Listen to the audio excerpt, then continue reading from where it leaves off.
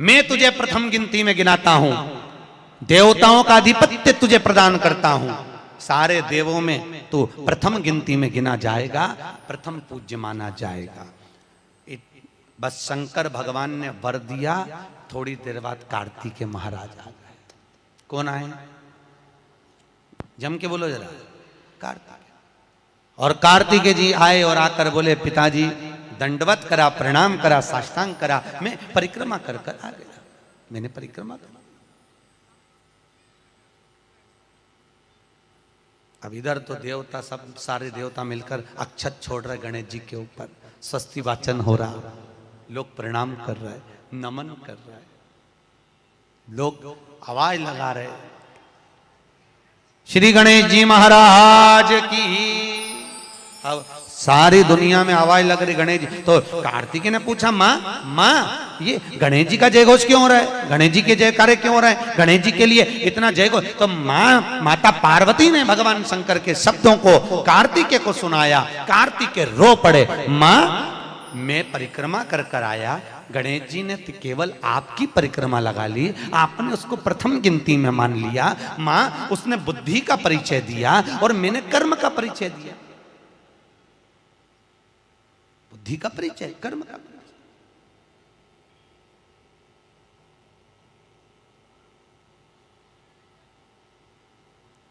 मैंने कर्म कर दिया। महाराज व्यक्ति को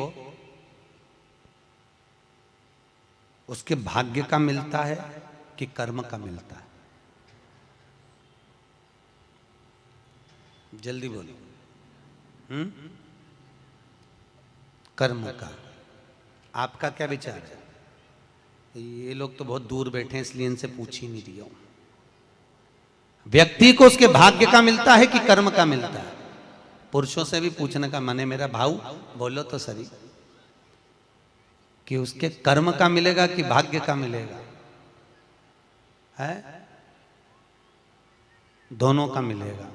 मेरी माताएं जी हाँ बिल्कुल सही कह रही है, दोनों का ही चाहिए। काय का भाग्य का और कर्म का, ये दो हैं।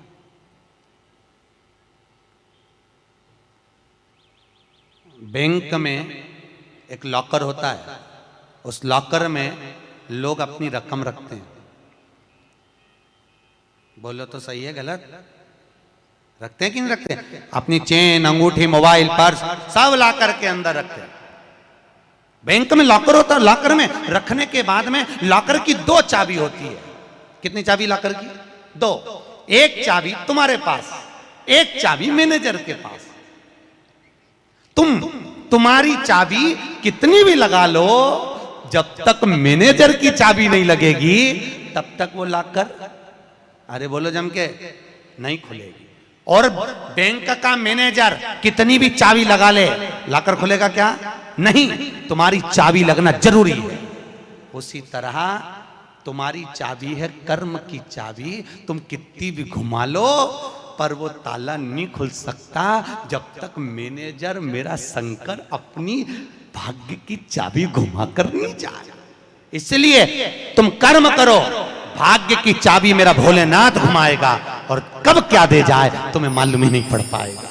इसलिए चाबी दोनों होना चाहिए, एक भाग्य की, एक कर्म की।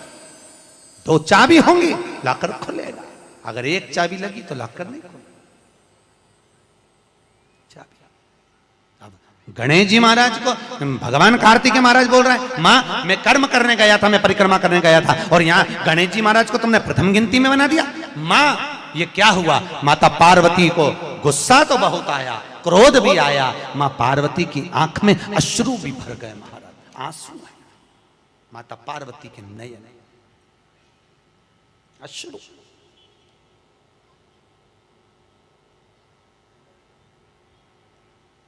मां खड़ी हो गई।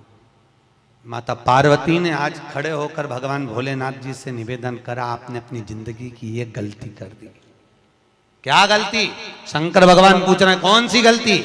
तुमने गणेश जी को प्रथम गिनती में बना दिया, कार्तिकेय भी तो गया था। अगर कुछ थोड़ा सा आशीर्वाद रखना था तो कार्तिकेय के लिए रखना था, पर तुमने केवल गणेश को प्रथम गिनती में बनाया है, ये तुम्हारी गलती है। तो गणेश जी ने परिक्रमा भी तो करी है। माता पार्वती खड़े होकर शंकर भगवान से बोली, भोलेनाथ मैंने अपनी जिंदगी में आपसे कभी कुछ नहीं मांगा, पर आज तुम्हारी यह पार्वती तुमसे एक वर चाहती है।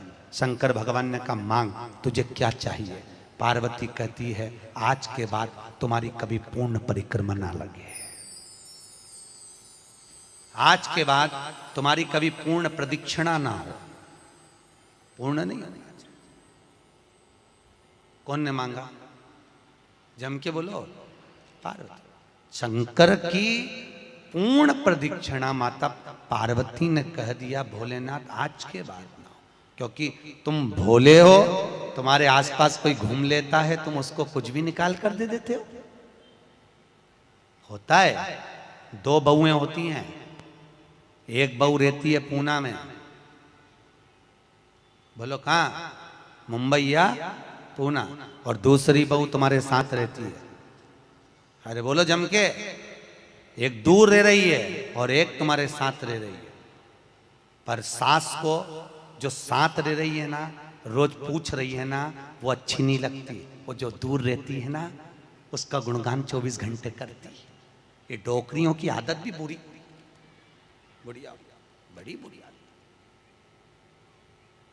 जो पास रह रही है वो अच्छी नहीं लग रही, जो दूर रह रही ना वो दिवाली पे आती है, बस दिवाली पे 30 त्योहार पर आती है, और दिवाली पे आते और आके पल्लू वल्लू लेके मम्मी जी मम्मी जी मम्मी जी करके आई आई करके बस 2-4 बार इधर उधर घूमेगी और सास इतनी खुश हो जाएगी, तुरंत अंगूठी निकाल के चुपचाप रख ले।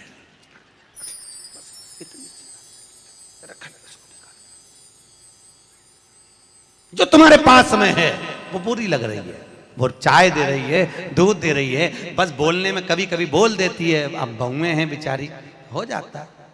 एक सास बहू से कहती है मैं सुबह 5 बजे उठती हूं, तू 4 बजे उठा कर। अब वो झगड़ा करते करते हमारे पास आ गए और हमारे पास आके बोली गुरुजी ये मेरी सास मुझे परेशान करे। मैंने बोला तेरी सास को क्या बोल रही है? तो क्या मैं 5 बजे उठूं तो बहू 4 बजे उठना चाहिए। तो मैंने कहा अच्छी बात बोली, कोई दिक्कत वाली बात नहीं है। एक काम कर, बहू की उम्र है 20 साल, तेरी उम्र है 70 साल, तू 20 साल की बन जा, मैं भी इसको जगाना चालू कर देता हूं। जब तुम, वो कहते हैं ना सास भी कभी बहू थी, जब तुम बहू थे तुम भी खूब अलमस्त चकाचक सोते थे और तुम्हारी सास पहले उठती थी। बुढ़ापे में नींद नहीं आती जीजी, नहीं आती।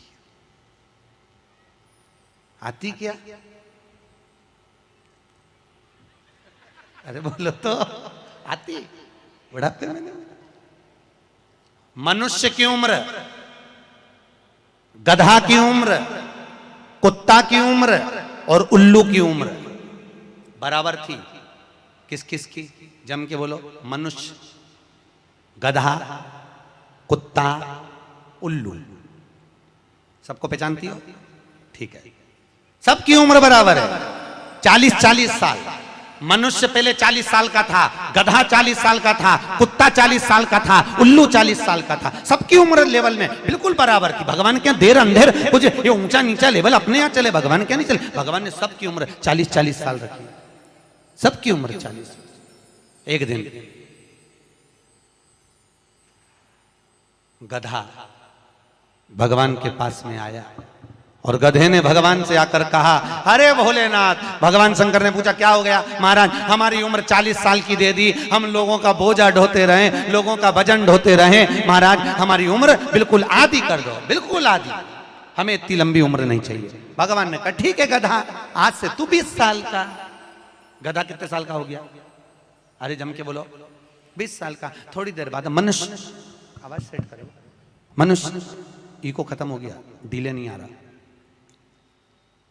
मनुष्य, और थोड़ी देर बाद में मनुष्य भगवान के पास पहुंचा। भोलेनाथ आगे वापस आगे मनुष्य पहुंचा और भगवान के पास जाकर बोला भोलेनाथ। भगवान शंकर ने पूछा तुझे क्या हो गया? भोलेनाथ 40 में मेरा क्या होगा प्रभु? भगवान ने कहा गधे की बच्ची है, कितने साल बचे हैं? 20। मनुष्य कहा दे दो प्रभु, भगवान ने कल ले जा। कितने का हो गया? जम के बोलो 60 का। थोड़ी देर बाद कुत्ता आ गया। कुत्ता शंकर जी से बोला भोलेनाथ। शंकर भगवान ने पूछा तुझे क्या हो गया? महाराज 40 साल की उम्र दे दी, लोगों के दरवाजे पर बैठा रहूं, दरवाजे पे बैठकर झूठन चाटूं, दरवाजे पे बैठ कर रोटी खाऊं, दरवाजे पे दुम हिलाऊं और दरवाजे पे से चिल्लाऊं महाराज मेरी उम्र कम कर दो। भगवान ने कहा ठीक है कुत्ता, आज से तू 20 साल। थोड़ी देर बाद मनुष्य फिर आ गया। भोलेनाथ 60 में क्या होगा? भगवान ने कहा कुत्ता की बच्ची है कि चल जाएगी, ले जा। कितने का हो गया? 80। थोड़ी देर बाद उल्लू आया। उल्लू ने आकर कहा भोलेनाथ। भगवान शंकर ने पूछा तुझे क्या हो गया? महाराज 40 साल की उम्र दे दी, रात रात भर जगता रहूं, पेड़ पे टंगा रहूं, रात रात भर मुझे नींद नहीं आती भोलेनाथ, मेरे को रात भर चौकीदारी करना पड़ती, रात भर पेड़ पे बैठा रहता हूं, रात भर वृक्ष पर बैठा रहता हूं, मेरी उम्र कम कर दो। भगवान ने कहा कितनी कम कर दो? बिल्कुल आधी कर दो। भगवान ने उल्लू की उम्र आधी कर दी। कितने साल का हो गया? 20 साल का। थोड़ी देर बाद मनुष्य आ गया। मनुष्य आकर बोला अरे भोलेनाथ। शंकर भगवान ने पूछा क्या हुआ? 80 में मेरा क्या होगा? भगवान ने कहा उल्लू की बच्ची है, चलेगी कि ले जा। कितने का हो गया? 100 का। अब तुम खुद देखो 40 वर्ष तक मनुष्य अपनी जिंदगी को सही जीता है। कितने साल? जम के बोलो जरा। 40 साल तक मनुष्य अपने जीवन को सही जीता है। खूब खाता, आराम से पचता, खूब डेंटिंग पेंटिंग सब चकाचक, कपड़े मपड़े सब जोरदार, रकम मकम सब पहने, खूब अच्छा लगे। क्योंकि 40 वर्ष की जिंदगी तुम्हारी है तो 40 साल तक मनुष्य अपने जीवन को सही जीता है। 40 के बाद किसकी लगी थी? जम के बोलो। गधे की। तो 40 से 60 तक मनुष्य गधे जैसा बोझा ढोता है। बच्चों को बड़ा करना है, शादी करना है, मायरा भरना है, परिवार को पालना है, तो बोझा ढो रहा है। जैसे गधा बोझा नहीं ढोता, ऐसे 60 तक बोझा ढोया। 60 के बाद उम्र किसकी लगी? कुत्ता की। जब 80 की उम्र में आता है तो कुत्ते को दरवाजे पे रखा जाता है। जब तुम्हारी 80 की उम्र होगी तो घर के लोग कुर्सी डाल के खटिया पलंग दरवाजे के पास हॉल में बिठा देंगे, वहीं बैठे, और रोटी भी दरवाजे के पास, चाय भी दरवाजे के पास, क्योंकि कुत्ते को अंदर परमिशन नहीं है। और कोई भी मिलने आया तो वहीं से चिल्लाया बहु, वहीं से आवाज लगा रहा, क्योंकि कुत्ते की उम्र लगी है। वहीं से अब कुत्ते के बाद में 80 के बाद 80 से 100 उल्लू की। डॉक्टर साहब क्या गई? डॉक्टर साहब मुझे रात में नींद नहीं आती। डॉक्टर साहब ने टेबलेट दे दी, नींद की गोली दे दी, डॉक्टर साहब ने इंजेक्शन लगा दिया। कितने भी अच्छे अच्छे डॉक्टर को दिखा लेना, पर 80 से 100 साल की जब उम्र होगी डॉक्टर को क्या मालूम कि किसकी लग गई। शिव महापुराण कहती है 80 से 100 में कितनी भी दवाई खाओ, कितने भी इंजेक्शन लगवाओ, पर रात्रि को नींद नहीं आएगी। गोली खा भी लोगे तो रात के 1:30-2 बजे तक चकाचक सोएगी, 2 बजे के बाद उल्लू जैसी बैठी रहेगी। 2 बजे के बाद कितना भी खाओ, कितनी भी दवाई खाओ, कितने भी अच्छे डॉक्टर को दिखाओ, पर 80 से 100 में जाग रही। आधी रात को जागे, बहू के मम्मी सो नहीं रही, आई सोई नहीं, आई के मारे नींद ही नहीं आई। अब इसके कौन समझाए उल्लू की लगी, कौन समझाए इसके। 80 से 100। अपन तो सब कथा छोड़ो, अपन अपनी कथा पे आओ। चलो महाराज, तो जो बहुत दूर रहती है ना वो अच्छी लगती है, जो पास में रह रही दूर के ढोल सुहावन, ठीक नहीं है, श्रेष्ठ नहीं है। भागवत ज्ञान गंगा यज्ञ समिति वालों, काय श्रेणी की कथा 10-15 मिनट ज्यादा हो जाए तो कोई दिक्कत तो ना है? हाँ, क्या विचार है तुम्हारा? नहीं, अगर खाना हो तो मैं तुम अक्षतम केसम कर दूं, मारे का ये मिर्ची का ठेसा तैयार, अपने कहीं कर। आमठी न चावल। आज तो खूब चक निपटा। अगला प्रश्न है, तो ये प्रदक्षिणा का प्रश्न। अगला प्रश्न, शिवलिंग की पूजा करने के लिए शिवलिंग को घर में कहां रखें? जहां तुम्हारी मर्जी हो। अब ये तो भगवान शंकर को पूजा घर में रखो ना, जहां पूजन होती है, जहां देवता बैठा हुआ वहां रखो।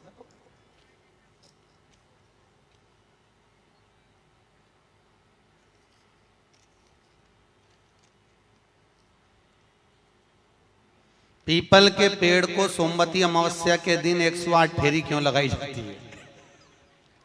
वाह, बहुत बढ़िया। हमने तो नहीं की कि लगाओ, अब तुम्हारा मन है 108 लगाने का। याद रखना, पीपल के वृक्ष की परिक्रमा करने से वैभव बढ़ता है, आंवले के वृक्ष की परिक्रमा करने से लक्ष्मी बढ़ती है। याद रखिए, तुलसी की परिक्रमा करने से सौभाग्य बढ़ता है। अब 108 मन का लगाओ, चाहे 208 लगाओ, 216 लगाओ, ये आपके ऊपर है। यहां आपका भाव होना चाहिए कि हम भगवान को कैसे रिझाएं, कैसे रिझाएं, ये आपका भाव है। उसका फल क्या है? तो उसका फल वैभव प्राप्ति का है, धन प्राप्ति का, यश प्राप्ति का। आप जितनी लगा,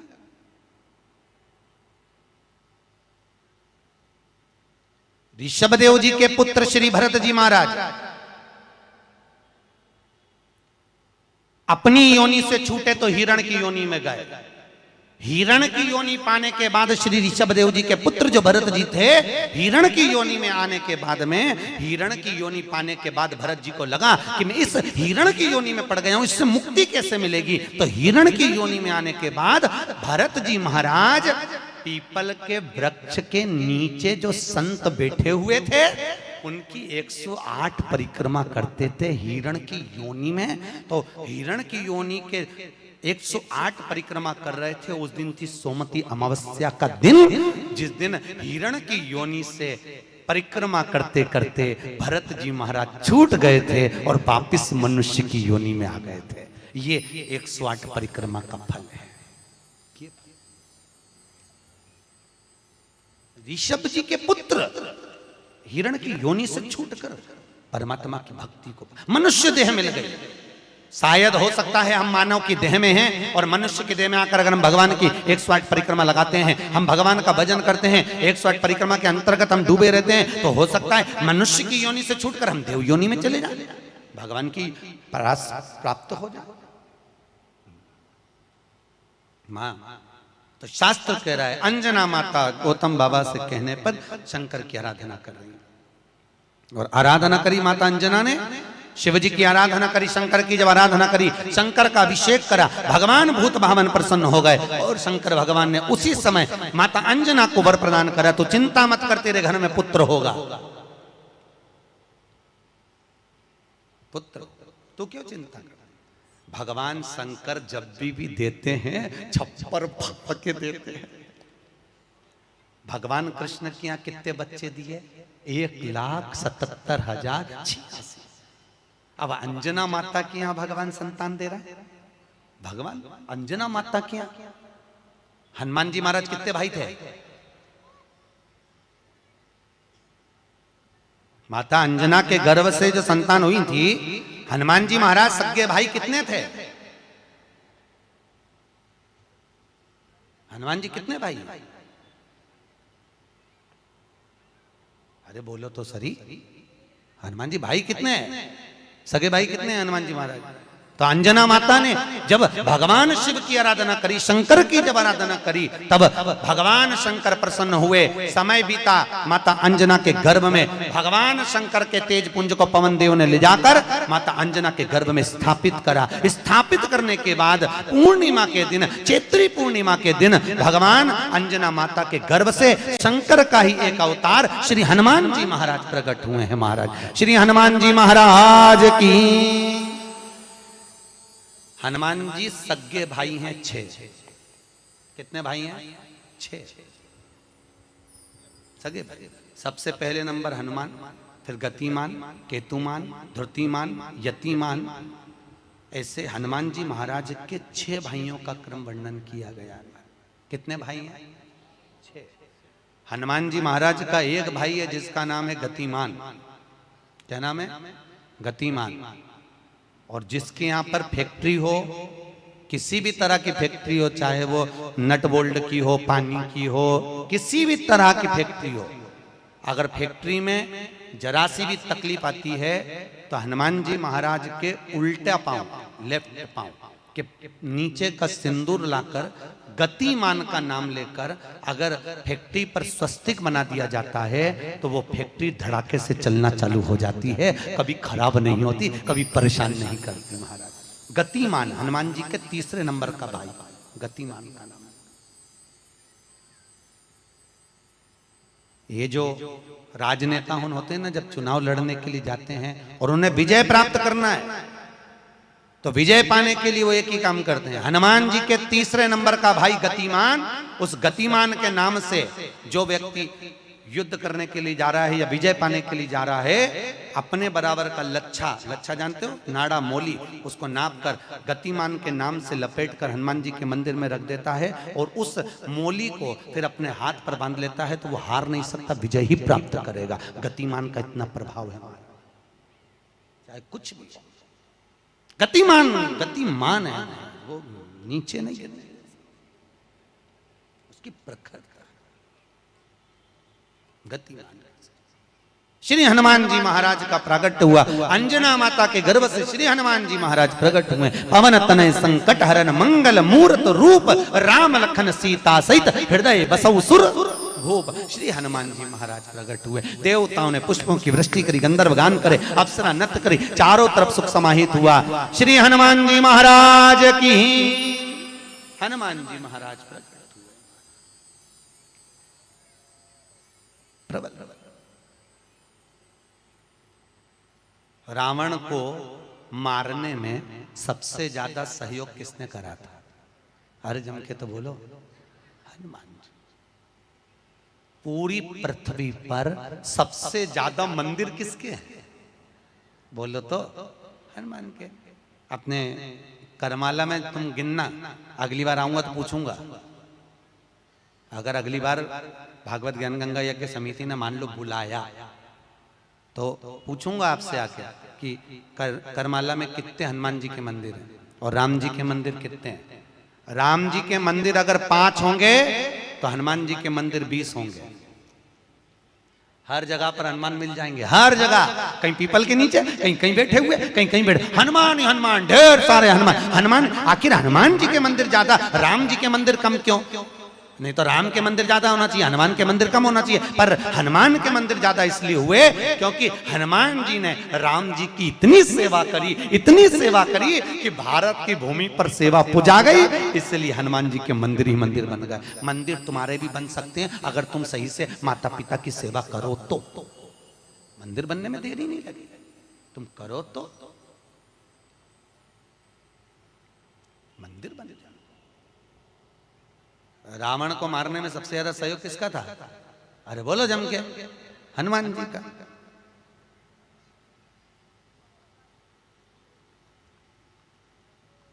राम जी ने रावण की नाभि में बाण मारा था कि नहीं मारा था? अरे बोलो जम के, क्या था नाभि में? अमृत। तो जब रावण की नाभि में राम जी महाराज बाण मार रहे हैं तो रावण क्यों नहीं मर रहा? मर जा रावण, क्योंकि नाभि में अमृत है, वो तो सूख चुका है, मरे ना, फिर मरता क्यों नहीं है राम? क्यों नहीं मरा रावण? राम जी से 10 मुख हो गए फिर भी नहीं मर पाया, फिर तैयार। फिर विभीषण कह रहा है कि ये रावण की नाभि में अमृत है, मारो। और राम जी बाण पर बाण छोड़ रहे हैं तो रावण नहीं मर रहा, धराशायी होकर नहीं गिर रहा, वहीं की वहीं खड़ा है, स्थिर की स्थिर, मरने को तैयार ही नहीं है। ये भी बड़ी विचित्र सिचुएशन है। मर ही नहीं लिया। चिंता लग गई हनुमान जी को युद्ध देखते देखते। हनुमान जी महाराज समझ गए जरूर कोई बात है जिससे ये रावण नहीं मर गया। भगवान ने इतने बाण छोड़ दिया नाभि में, विभीषण करे नाभि में मारो, नाभि में ही भगवान मार रहे हैं तो भी नहीं मर रहा। हनुमान जी महाराज ने देखा युद्ध अपनी जगह चलता रहेगा, हनुमान जी गए लंका के अंदर पहुंच गए। एक पंडित जी का रूप रखा, संत का रूप रखा, गुरु का रूप रखा और ब्राह्मण का रूप रखकर हनुमान जी अंदर आए लंका में। और लंका में सब सब सब लोगों के हाथ देखने लगे, हाथ दिखाओ। अब सही सही बताया, हनुमान तो हनुमान, सबका भाग्य बता रहा है। इतने में मंदोदरी के पास खबर पहुंच गई कि लंका में कोई ऐसा विद्वान पंडित आया है जिसको हाथ दिखा तो भाग्य बताता है। मंदोदरी निकल कर बाहर आ गई। मंदोदरी ने आकर कहा, ब्राह्मण देवता मेरा हाथ देखकर बताओ कि मेरा भाग्य क्या कहता है। इतने में हनुमान जी ब्राह्मण के रूप में थे। हनुमान जी ने कहा, पंडित जी बोले ब्राह्मण के रूप में, हनुमान जी बोले तेरे पति के ऊपर काल मंडरा रहा है और तेरा पति मरने को तत्पर खड़ा है। पर सुन ए स्त्री, तेरा पति इतनी जल्दी नहीं मर सकता, क्योंकि तेरे पति के पास जरूर कोई राज की बात है। इतने में मंदोदरी बोली, पंडित जी आपने बिल्कुल सही कहा, एक ऐसी राज की बात है, मेरा पति मर ही नहीं सकता। हनुमान जी तुरंत बोले, वो राज की बात या तो मैं जानता हूं या तू जानती है। इतने में मंदोदरी बोली, पंडित जी बिल्कुल सही बात है, जब मेरे पति रावण ने तप करा था, ब्रह्मा जी से वर मांगा था, तो ब्रह्मा जी ने कहा मांग तुझे क्या चाहिए, तो रावण ने कहा कि मैं अमर हो जाऊं, तो ब्रह्मा जी ने कहा ऐसा नहीं हो सकता। तो रावण ने कहा मेरी नाभि में अमृत दे दो, रावण को अमृत दे दिया। तब रावण ने कहा इतने में संतुष्टि नहीं होगी, एक बार और दीजिए, मुझे एक ऐसा बाण दो जिस बाण के लगने से नाभि में अमृत सूखे और मैं मरूं।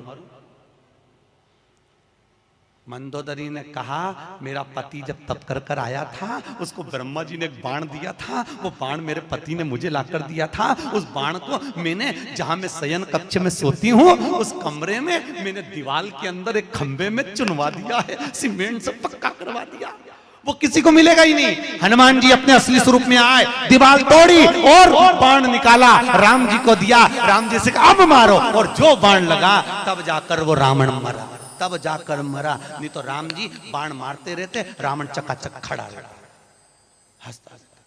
वो तो राम और हनुमान।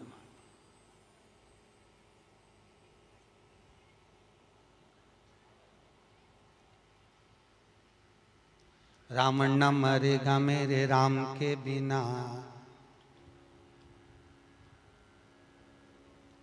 और राम न मिलेंगे हनुमान के बिना। श्री राम जय जय राम, श्री राम जय राम। भगवान राम जी महाराज आनंद में विराजमान है महाराज, इसलिए भगवत भजन का स्मरण है,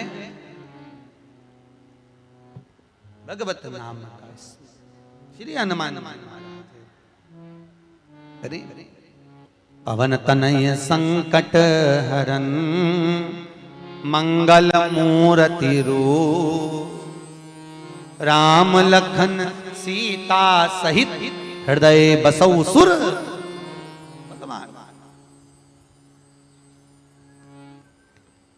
श्री हनुमान जी महाराज सहज नहीं, हनुमान जी महाराज आनंद में स्थापित हुए, विराजमान हुए। कुछ समय बीतता है महाराज, और उस समय की अनुकूलता में भगवान तुमरुका जी चंचुला देवी को भगवान शंकर के नंदन वन भ्रमण की चर्चा करते हैं। भगवान शंकर माता पार्वती के साथ में काशी घूमने के लिए गए। माता पार्वती अकेली बैठी हुई थी, शंकर भगवान को जाना पड़ा कोई काम से। पार्वती जी बोली मैं अकेली क्या करूंगी भोलेनाथ। शंकर भगवान ने कहा पार्वती तेरे एकांत को मिटाने के लिए तू इस वृक्ष से, सामने अशोक का वृक्ष था, इस वृक्ष से जो मांगेगी वो तुझे मिल जाएगा। पार्वती जी ने अपने शोक को दूर करने के लिए, एकांत को दूर करने के लिए अशोक के वृक्ष से एक अशोक सुंदरी को प्रकट करा। शंकर भगवान की 6 नंबर की लड़की है अशोक सुंदरी। थोड़ा आवाज बढ़ाओ, रिटर्न की। अशोक सुंदरी भगवान शंकर के 6 नंबर की लड़की अशोक सुंदरी। अशोक सुंदरी प्रकट, भगवान शिव ने आनंद स्थापित कराया। समय आया, आगे जो वर्णन आया भगवान भूत बामन भूतेश्वर भगवान शिव 12 ज्योतिर्लिंग की कथा का स्मरण कराते हैं। 12 ज्योतिर्लिंग की कथा यहाँ पर प्रारंभ होती है महाराज। 12 और 12 ज्योतिर्लिंग की कथा का स्मरण कराया।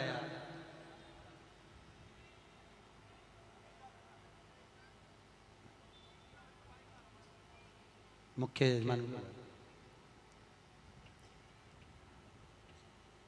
यजमान श्रेणिक जी के पुत्र है ना, उनको बुला लो।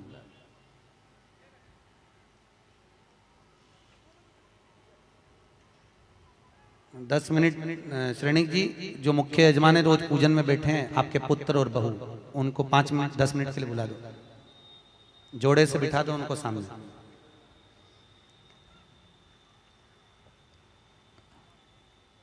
जोड़े से बिठा दो, कहीं पे भी यहीं सामने बिठा दो।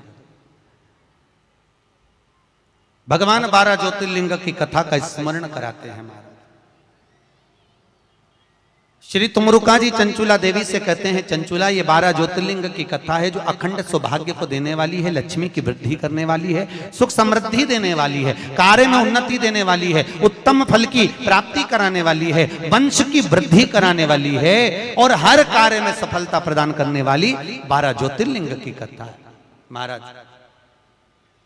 चंचुला देवी कहती है महाराज वो 12 ज्योतिर्लिंग की कथा हमें श्रवण कराएं। भगवान शंकर ने अपनी जटा में से बेलपत्र को निकालकर अपने हाथ में रखा है और हाथ में बेलपत्र लेकर भगवान शंकर 12 ज्योतिर्लिंग की कथा का रसस्वादन ग्रहण करते हैं। प्रथम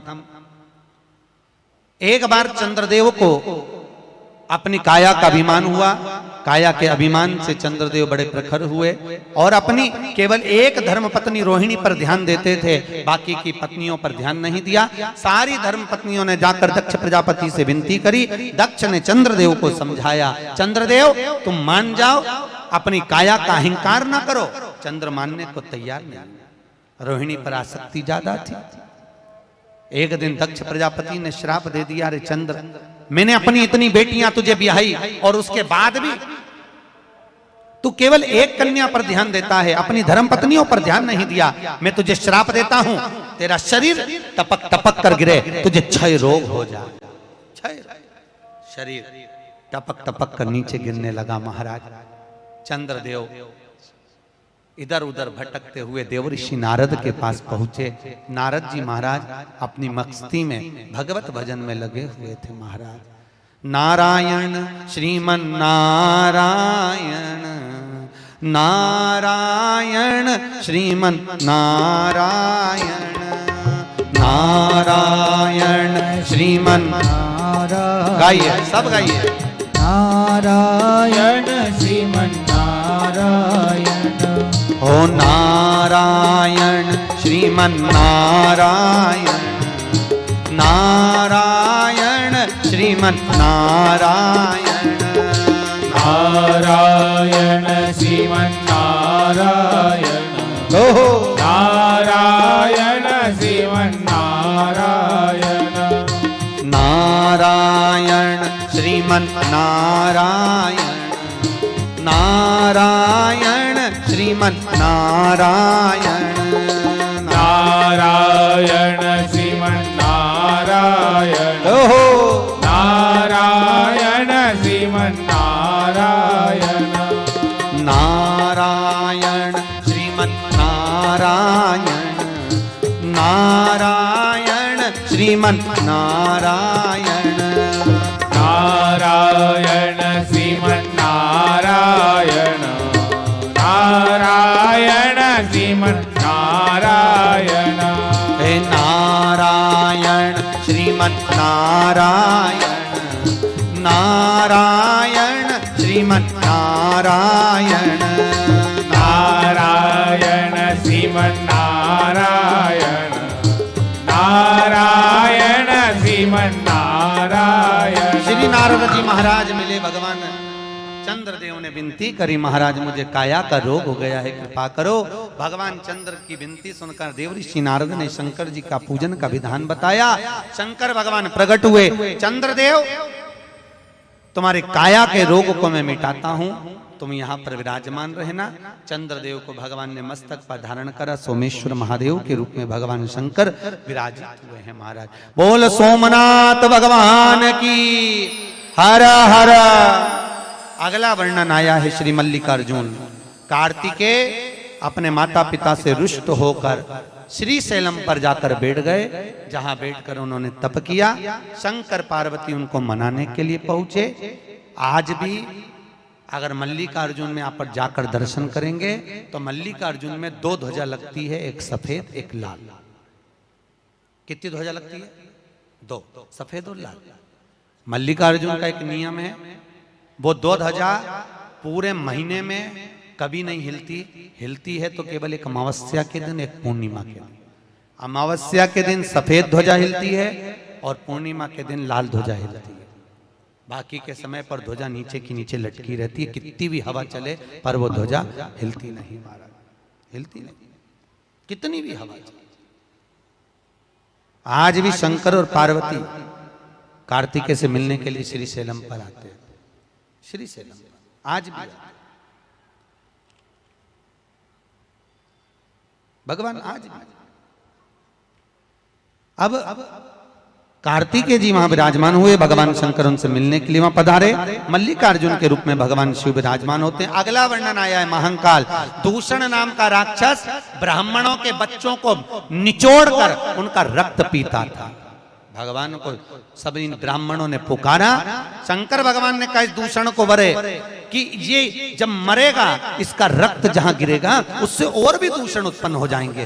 तो एक काम करो, भगवान शंकर ने कहा मेरी बहन के पास जाओ। शंकर जी की एक बहन थी, केवल एक बहन शिव जी, जिसका नाम था क्षिप्रिया। क्या नाम था? क्षिप्रिया, जिसको आजकल लोग छिपरा कहने लगे। शिव जी की एक ही बहन थी, क्षिप्रिया। तुम मेरी बहन के पास जाओ और मेरी बहन क्षिप्रिया से कहना कि जब भगवान शंकर अगर दूषण नाम के राक्षस को मारे, जहां जहां उसका रक्त गिरे सारे रक्त को समेट देवे जल के वेग में। क्षिप्रिया ने वैसे ही करा। भगवान शंकर